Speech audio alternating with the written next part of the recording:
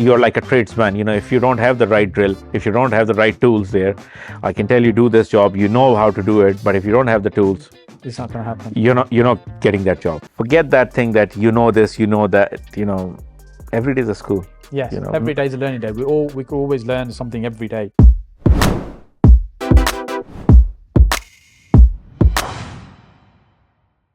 Owais, you run the largest property networking group on Facebook with 70,000 members. What's the benefit of running a group like that? What's the benefit of being involved even in a group like that? Saj, it started from the basic idea that there used to be groups before us as well, and there are still, and there will be always other groups as well. But the reason we started this group, and still is the core of the group, is we wanted to have a space for the community where they can freely discuss the things. They're not charged for anything. It's a free place, and this place can offer you help right from your basic, very small issue, right from what sort of plaster, what sort of paints, or what sort of carpets you need, to what sort of solicitor you need for a big development, and things like that. So we wanted really, in a nutshell, I would say we needed a support group. Yes. And I think we successfully achieved it. I'm pretty pleased with how it's gone. It's 70,000 plus, as you said. It's no easy feat, and as you said, there's many of the groups that exist. Some are come and gone during that time as well. To maintain that, you must be doing something right. Yeah. And so the members in the group, you get people that are very experienced to some people that are right novices. So what do you think people get from an environment like that when they're all at completely different levels? I think it's really down to the individual, how much they can achieve. But that group on its own, just from that environment, if you want to learn, that's like a university on its own. Yeah. It's like, if you compare the experiences of the people, we have members who've been in the property game for the last 40 years, 50 years, 60 years, Yes. and they know everything sort of thing. They've been through everything. So if somebody wants to learn, and the good thing about the property community here we have is people are keen, they want to help each other, and it's supportive. It sort of provides you a platform where you come and you ask the question, and you're being answered. You're not being judged that your question is a dumb question or a silly question. The way they call it in the Facebook is a silly question. And our we say on All About Property, even if you go out on about section, we say no question for us is silly. Whatever you want to know is there. So I think it's on its own as a university. Yeah. It provides you everything in one space. Although it's a very niche one, we are only talking about properties and anything to link with that, but still it provides a big help.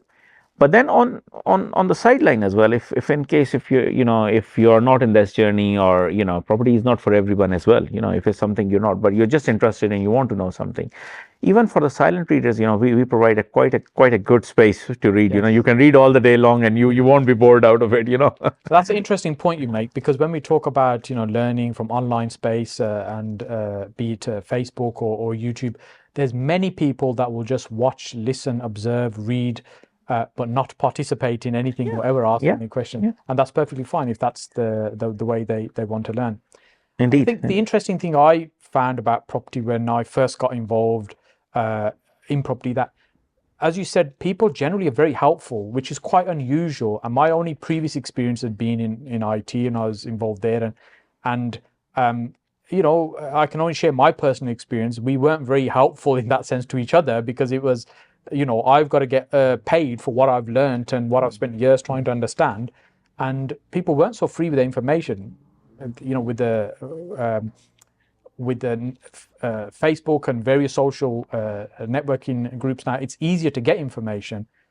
Do you think we could possibly be now in a situation where it's information overload? There's just too much information. We've gone from very little information to too much information just out there.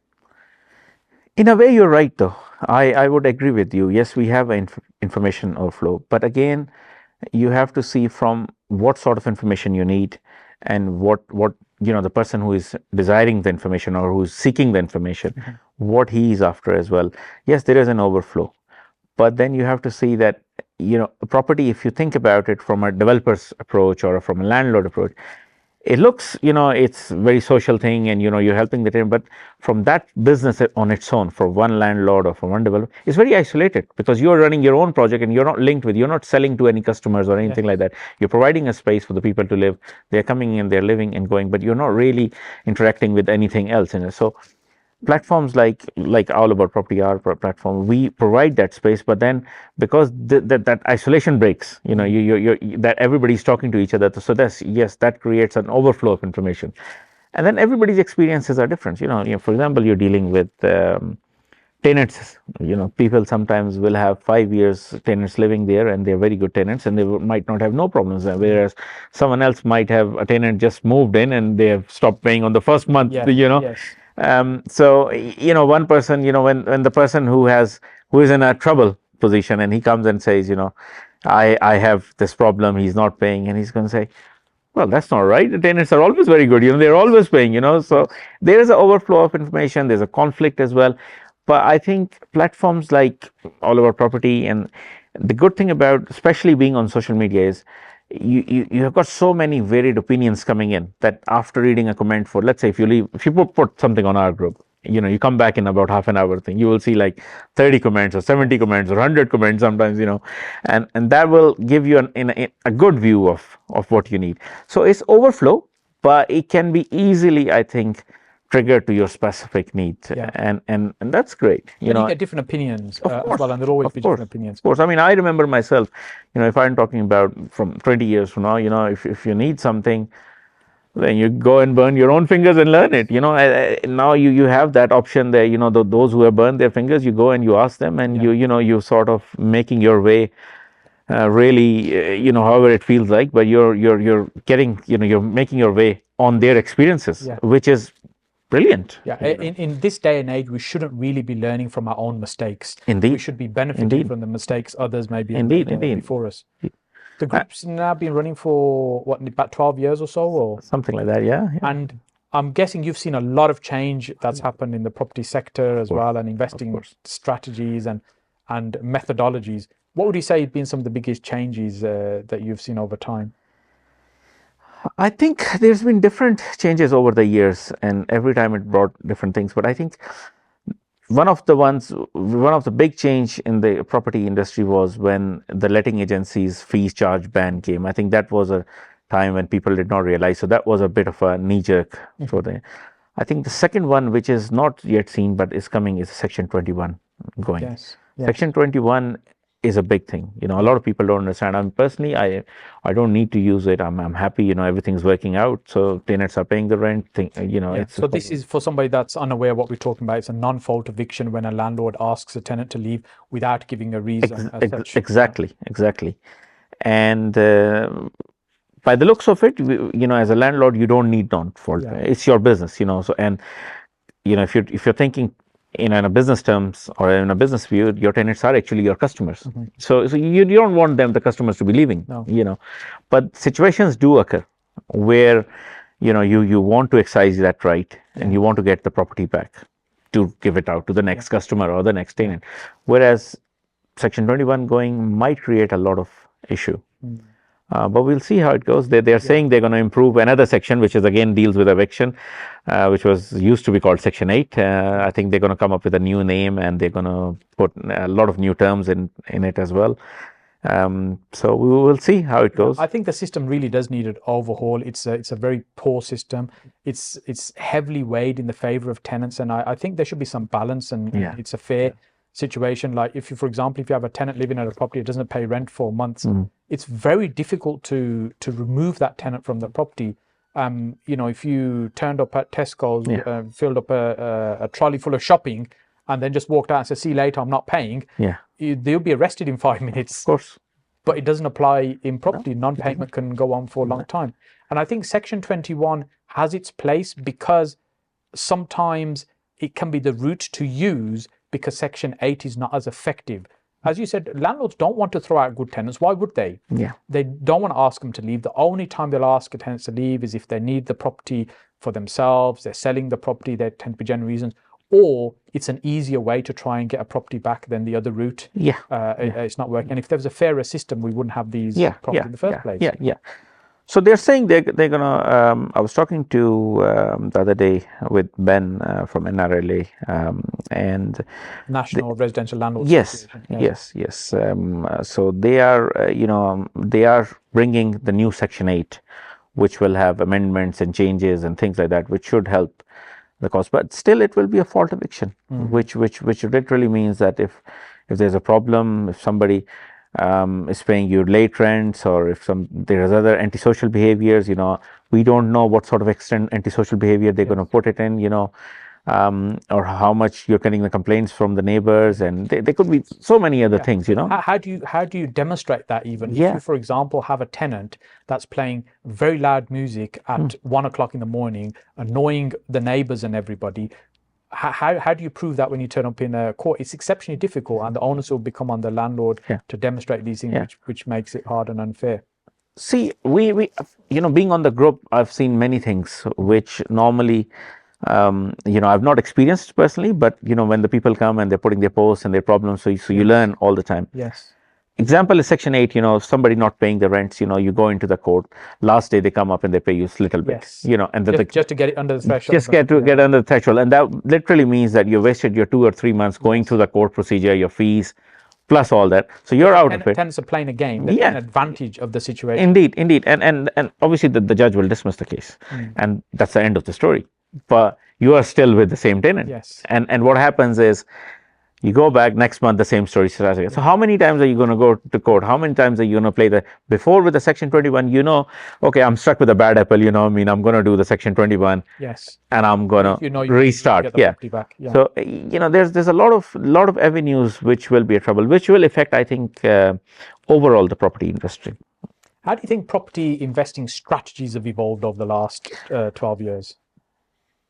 They have evolved in the sense, I think, more creativity has come. Yeah. So the creative strategy, if you think about it, what was happening 12 years ago, it was used to be, if you talk about creative strategy, the first thing was used to come in delayed completion. Then you had lease options came in. Then HMOs, they were on for many years. I mean, they're still a big thing, HMOs. But they bring their own questions and own problems. And now everybody talks about service accommodations, So there's always something new. But I think it's about supply and demand as well. Who is providing the services? Back in the days, it was only the landlords. It was straight accommodations. You take it, or you might be a student accommodations, and that's all you had. And then for the visitors or short terms, you only had the hotels sort of situation. You did not had Airbnb setups and everything.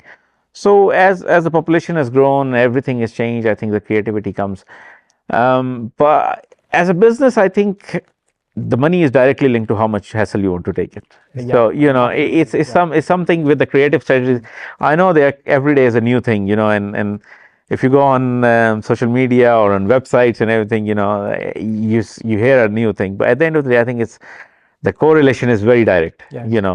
The more hassle you want to take, the more profits. Yes. And so it will be more riskier as well. So. Yeah, I say there's 3 ways to make money from property. Basically, either making cash flow, which you rental profit each month, or you're cashing out because you're buying and selling, Exactly. and taking a liquidity out, or you're building up equity for the long term. Exactly. That's really your kind of everything falls into those 3 categories. There might be little bits of overlap. So when we talk about the level of hassle, if you want the minimal hassle, you might have a buy-to-let property that you provide to, say, a social housing provider, lease it to them, and you forget about it. You don't hear anything again. It's their responsibility. You could have a family in there that you look after. It could be that you turn it into a HMO for more income. Again, more work you need to. Could be running a service accommodation. You turn it into a hotel. The more and more, as you said, hassle you want to take on, the more money you could potentially make. So it's getting that balance. What might be the right thing. Exactly. And if you think about 20 years ago, I think what we lack now from the concept of property investing, if you think about it, not 20 or 30 or 50 or whenever, because there was a time then property investing was not such a main thing. People were used to be afraid of getting into the property, which people are now more eager. Everybody, before it was used to be just getting on the property ladder. Now everybody is ladder and then investment as well. So you need a few ladders now. It's not just one ladder that we're talking about. But if you think about, I'm saying about 20, 30 years ago, that the main concept was, how am I going to make a pension pot? So it was a long-term game. Yes. Whereas with the current strategies, with the current dynamics changing and everything is happening, and with all the gurus as well in the game, I think it's more about now is everybody's talking about the cash flows and how you can pay your bills today than thinking of property in the long term. So both are good and great, but I think you have to find a balance. Yeah. And it's also, I think, for somebody getting started in property, I think often they come into this environment or the property investing world, and they see or hear what other people are doing. Oh, this person's making millions through HMOs or service accommodation or developing or whatever it might be, and that's the thing that appeals. Yeah, Where I think the biggest mistake there that's made is the individual needs to think about, is it the right thing for them? Do they have the right mindset, skill, knowledge, even the location, the country where they are? Is that particular strategy going to work well where they're looking to do this? How much time they've got to put into it? How much money maybe they're starting with? All these things are going to massively impact the ability for that individual to get the same results as the guru or the person that they've seen with those amazing results. And I think that isn't talked about very much. Which is you're very, very right about it. And I always think, and I'll always say that property is not a rocket science. Anyone can do it. The principles are fairly simple. Principles are, it's not something that you're not going to be able to do it. But saying that, you need to have that attitude and you need to have that interest, and it need to be your cup of tea. Yes. It's not essentially, you can be a very good doctor, and I know, I guess I have very good friends who are surgeons and everything, but when it talks about property, no, we don't want to know about it. So it's not that you don't have the money or you don't have the resources. It's your interest is not there, your attitude is not there, your risk mentality is not there. So there's all those factors need to be there in your personality. And as you exactly said, I think we have a problem talking about the gurus and the education sides of the property, and they stress on showing, or they, let me put it this way, it looks all very fleshy, Let's not mince our words. What attracts the attention is the super lifestyle, the designer clothes, the £50,000 watches, the £200,000 cars. That's the thing that's shown to demonstrate the interest. Look at my successful life. And that's what sucks people into that world. But it's really on false pretenses. It is false, and I'm not saying people have not done it. People must have done it. People are still doing it. But I think it's a very false image for someone starting, and someone, from who's coming in, basic layman approach. He's thinking, okay, I'm going to do it in 1 year, 2 years, 3 years time. I will have. This is not going to happen. Property is never an easy game. It's not get rich quick. You can get very rich slowly and steadily. Of course, you will get rich. I would say to anybody, you're welcome. The property world is open for everyone. And the good thing about this, you're not taking the bread from my plate. It's a bread available for everybody. For everyone. And you are not only it's not like just a business that you're buying and selling something. You are actually putting a positive thing for the society as well. You're providing spaces for the people to live, whether you're providing in a private sectors or on the social sector. So you're doing something positive for the society as well. You are giving back to the community as well in a way. But it's a long game. It's not a get rich game. It's not get rich quick. Irrespective of how much you pay in for the course, it's going to take time. And hard work, and that's what people don't talk about. Exactly. It's a simple model. The principles are simple, but it requires hard work and effort. And as you said, depending on how much effort you put in, how much hassle you want, the more your returns may be. Exactly. Depending on how you want to get involved. And there's nothing wrong with education as well. I mean, I like the fact that this industry has a lot of courses and everything. And you're never going to go wrong with education. If it's quality education, nothing can beat that. What's the point? In life you have only two ways of doing things. One is go ahead, burn your own fingers and learn it. Figure it out. And the other thing is learn from others' experiences. Someone's standing with a whiteboard there. He's telling you a lot of golden nuggets, which will save you a lot. But that's up to you how you take it, and you have to have the right balance. How you're going to implement this. And I'll share some thoughts in the moment in terms of how I look for somebody to kind of help and support me. And I've got lots of mentors and coaches that have helped me over the years as well in terms of growing the business. But there's also lots of trainers that have come and gone as well over the years. Yes. Why do you think that is, and how can somebody try and identify, look, this is somebody they should learn from, this is somebody maybe a bit questionable, should avoid, and because there's been a lot of people that have come and gone over the years. It's a very controversial subject, very, very controversial subject, but being on the social media and being on running a group like All About Property, we have seen everything, and when I say everything, I mean everything. Look, you're dealing with humans, and often everything starts from a very good start.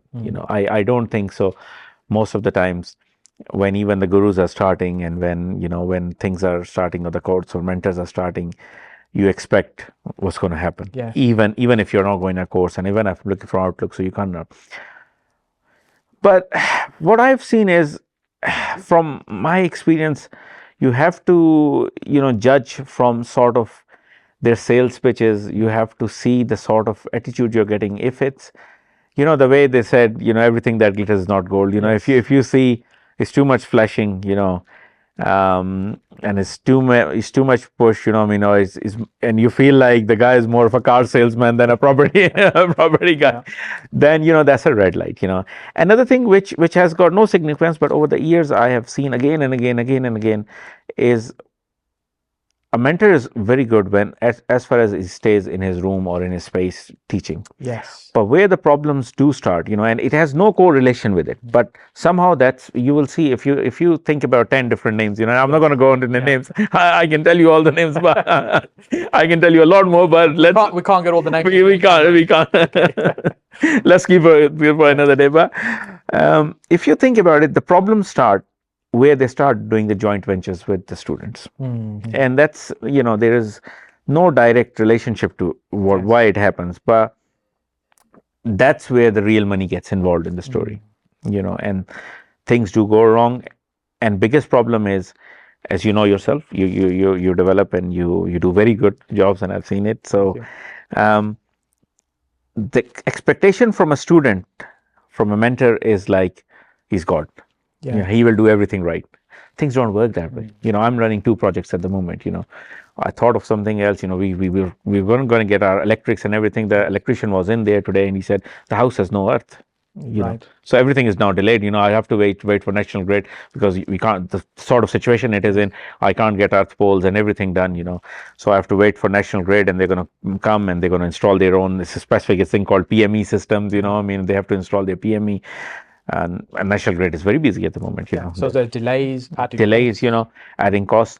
So what happens is, when you're working with bridging loans and everything, things do add up. You can think you have put that much extra in your balance sheets, and you've thought of this money, but but that doesn't work in the real world. So the mentor don't understand what's happening, because obviously he has experience. But the way he has portrayed his image, and the way the student is convinced, expecting, when things start to go pear-shaped, he thinks, I'm done.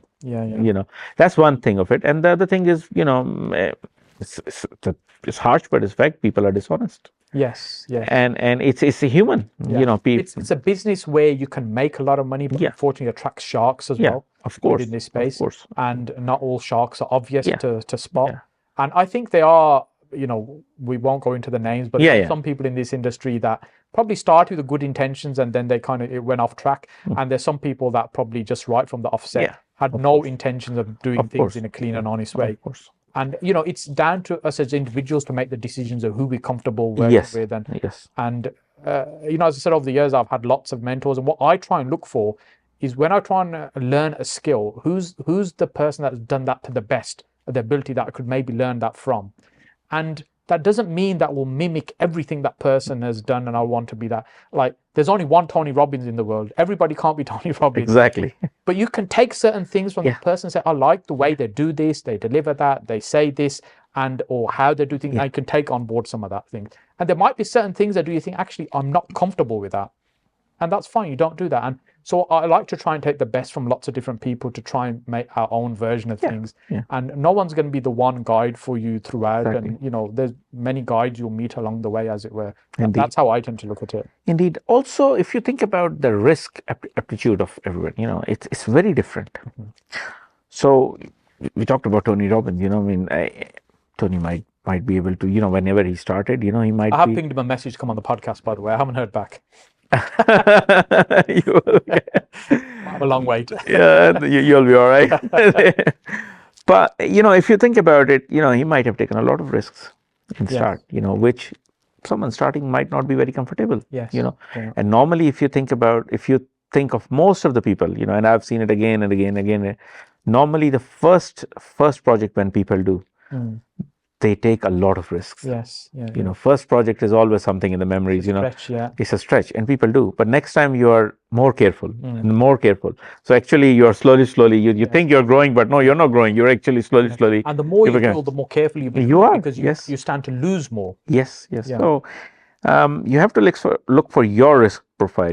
You can go and learn on any course, anything, but at the end of the day, you have to see your personality. You have to measure your own risk. And it's the way. I mean, if you look at trading sides of whether it's crypto or whether it's I've just said crypto, so everybody thinks something is interesting going on here. At least you have to say Bitcoin and Yeah. crypto once. And but if you look at shares market or trading on it's the same thing. It's the same concept. The whole idea there is it's moving a lot faster. What we are doing in few years time, they're probably doing in very short space of time. But it's the same concept. You have to measure risks. Do you find in your group particularly that there'll be people that will be doing many different things to make money? So, for example, they might be involved in crypto, they're doing some property stuff, and they're doing some internet marketing or something as well, and they've got multiple things they're doing. Or do you think? I think a lot of people do, especially with the changing environment. Um, you cannot just rely on one thing. So a lot of people do. And also a lot of times you will see that people have not started, as soon as they're out of the uni, they have not started from property. Yeah. So they have their own careers, especially those who went into self-employed careers. They usually keep their careers going. And then they add up more streams as they go. So yes, that But do you works. think doing them all at the same time, like doing multiple things at the same time, is a sensible route? For the bank, yes, it is. But for the business itself, no, it's not. I think you, it's your attention. Which if you got three or four, I mean, it's easy to say on the paper. I mean, you can do this, you can organize yourself and everything, but I think you lose your attention. So you can be in 10 different things, Yeah. but then you're not going to grow that well in that specific thing. Yeah. But for the bank, yes, it does well. I think my learning was really, when I started, I was trying to learn lots of different property strategies and techniques, and all these different amazing techniques you can make money from property. And I was trying to do all of them and not really getting any success, because basically you're just dipping your toes into a few different things, but not really getting any in depth of knowledge. I think the things really shifted for me when I just kind of put blinkers on. I said, I don't want to get distracted by anything else. And that actually served me quite well. And even today, I don't get involved in anything that's not property related. So we have quite a few property related businesses, but nothing outside of property. We just, and my view is you should focus on one thing and do it really well, not spread yourself thin across so many different things. Because the better you get at one thing, the more efficient, the more profitable it will become, rather than a little bit of this and a little bit of that. But as an entrepreneur, that can be quite hard because we always get distracted by other things. It can be because you're thinking to you're trying to break that box. You're trying to find break that circle or box or whatever you want to call it, but you're trying to do this, do that. It's difficult from the mindset, but you're right. Very basic thing is, and I see it again and again and again. What happens is when people get into this game, they might buy one or two buy-to-lets, and they're running it, and then the luck strikes sometimes, and you're doing one flip. As soon as you've done one flip, you say, "Wow, this is great," and then you're trying to find the second flip, third flip, and you're not finding it, and you waste so much time thinking, "I'm going to be able to do the flips. I'm going to be able to do that," but at the end of the day, what you said is exactly what it is. It's better to stay focused and know exactly what feels. For example, service accommodation is not something for me. I have done it, but I feel like it's too much of a work. It's too much of a hassle. I like my buy-to-lets, simple lets. I'm very happy with them, and it just works well. So it's quite passive, but you've been doing this quite a long time. Yeah. Somebody starting out now Yeah. in this business, do you think buy to let is still viable, or buy to let is just it's dead and finished now? It will be always viable. Okay. This thing, a lot of people, you'll see that all the time, buy to let is dead. I don't agree with that. Yes. It's just you have to understand where to do and how to do. Yeah. You know, I started from London. If you London, a very tough market too. if you start today, Yes. it was never easy there as well. But if you go there and you try to crunch your numbers, even on the paper, you're going to see the loss. Yes. You know, because your interest rate is the standard deals at the moment are coming at 4.5, 5%. You know, on the fixed rates. You know, by the time you calculate your rent and everything, there's nothing. But then on the same thing, you know, you can be sitting in London and you can be remotely investing in Scotland. Yes. Or in Northeast or Northwest. You know, obviously it will bring the hassle. You will have to know your patches, and you'll have to, you know, you'll have to go through a lot of things. But then that's how it goes. You know, back in the days when I started, there were people who used to tell me, you have to be in your 30-minute circle to invest. You know, that's ideal. Yes, you know, I would love to be in 5-minute circle. You know, but life is not perfect. You know, there was a time I was living abroad. You know, I was living, and I still was running properties on my own, you know, and quite a good few number I was running without any agent as well. You know, everything was self-run. Everything was running very well. But do you think that way of investing, the old traditional way of buy to let when you first years ago, when we first met, do you think that model is still the same and viable today, or do you think buy to let has evolved, or do you think buy to let is still the same and it's still carrying on working? Yeah, it's evolved in the sense that you need to give more quality to the people. You know, it better requires quality product. Yes, you need to. You have more competition. Yeah. And you have to look for more. You know, so of course it has evolved like anything else. You know, it's more demanding. It's more challenging now. But the common sentiment is, you know, it's dead. No, it's not dead. You know, business is as usual. You know, it's just more evolved. You know, you have to. You know, if we're talking about 20, 30 years ago, the regulations were not so tight. You know, we were still providing quality accommodations and everything. But if you think about from those time to now, you have to be more on the job sort of thing. You know, then if you still search for the deals, you'll still get. And I still believe that buy to let, you're still going to get the right deals. And those deals, once you ride the storm, perfect storm time now, you know, and probably in the next few months as well. If you ride the storm, you will be all right. Creative strategies, good and great, but who knows tomorrow, you know? They're always changing. They're always market changing, market conditions change. Yeah. Like lease options is now looking much more attractive again now, doing them now. Last time that was, you know, when we was quite active in the group in 2011, 12, that was the hot topic then. That was hot topic. But then it went quiet, but now that time seems to come back.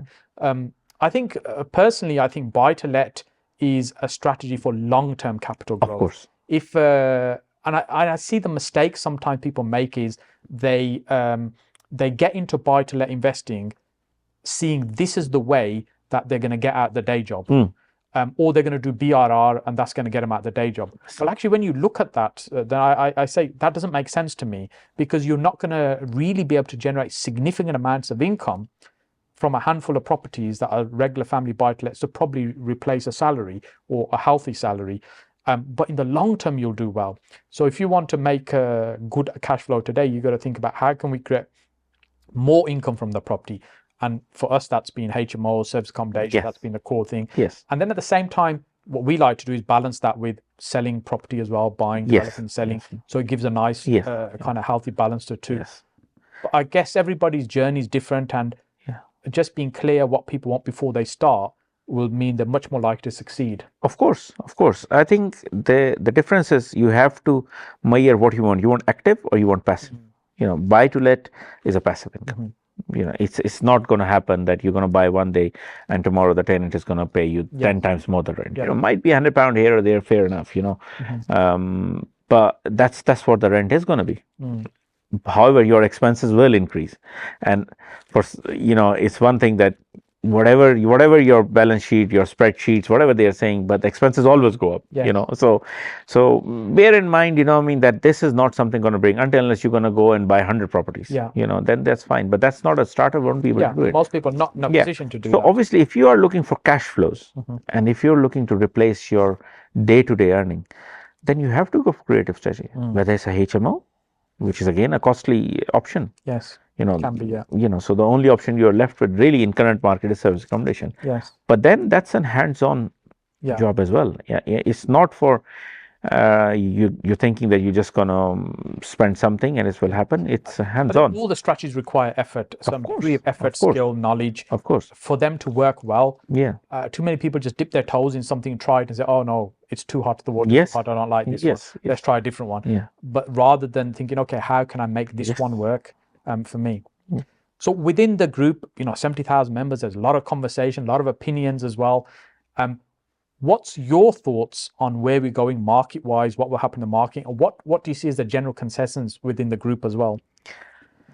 Market-wise, I think everybody is under impression that we are going to have a price drop, and there's going to be a crash. Personally speaking, I don't see that happening.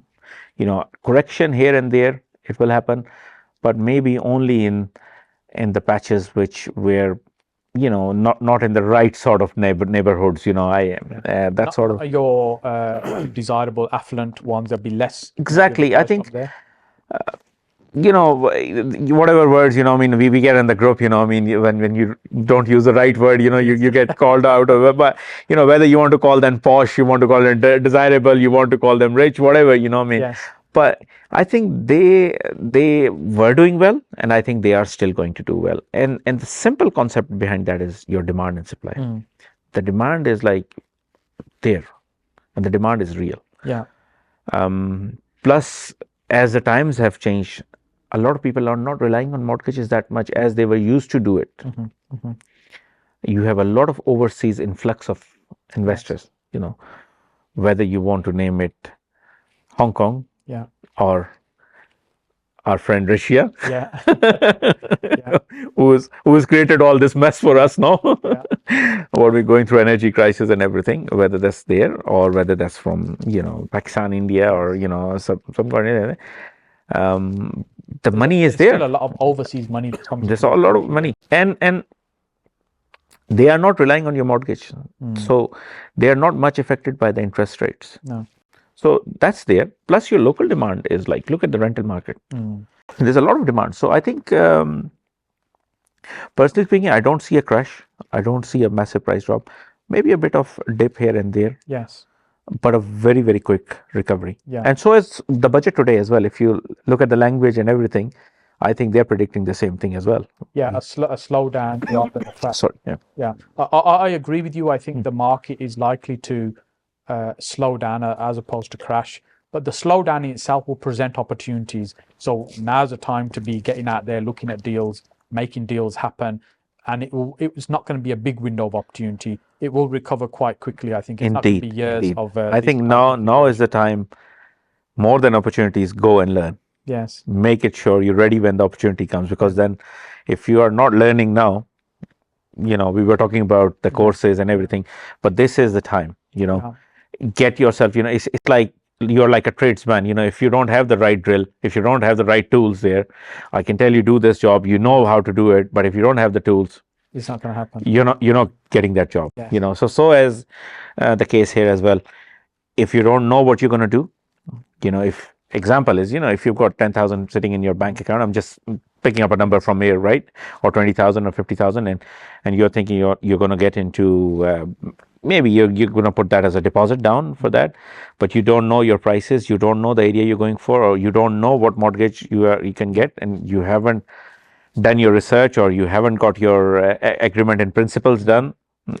Then when the right opportunity will knock on your door, I'm sorry to say, it might feel harsh, but you'll miss that. Yeah, it will slip through the fingers. It will slip. Yeah, somebody else will. Somebody else, if you will not buy, someone else will buy. It's as simple as that. And believe me, they are more eager than you to buy. So my suggestion will be, get your toolkit ready. Yes. That's how I Yes. would say.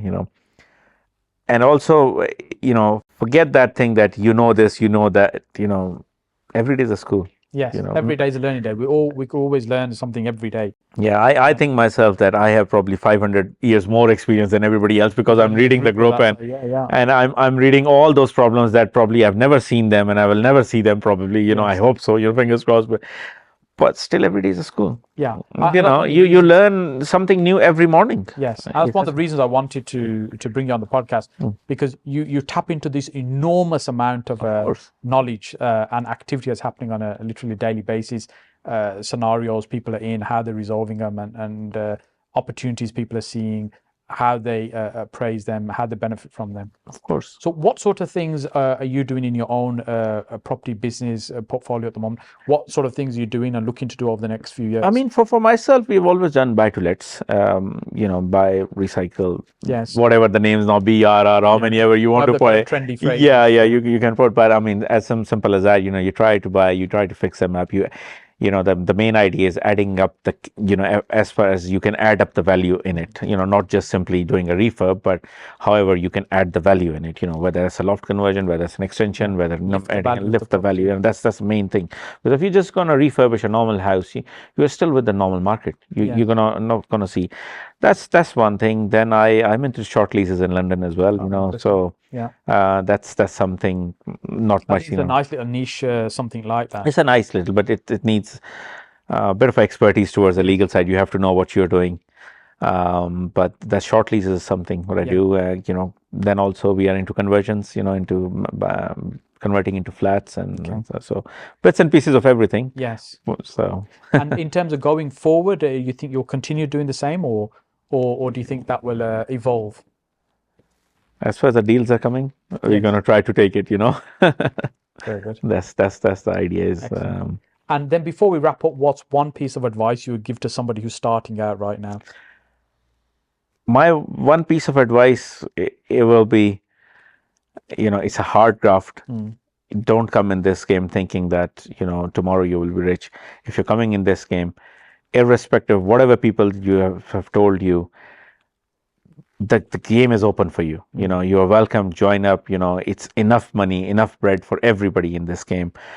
But when you are coming in there, remember you're coming here for many years. Yes. And it will be definitely profitable for you, but you have to show your dedication, and you have to stay in the game forever, sort of thing. At least till your retirement.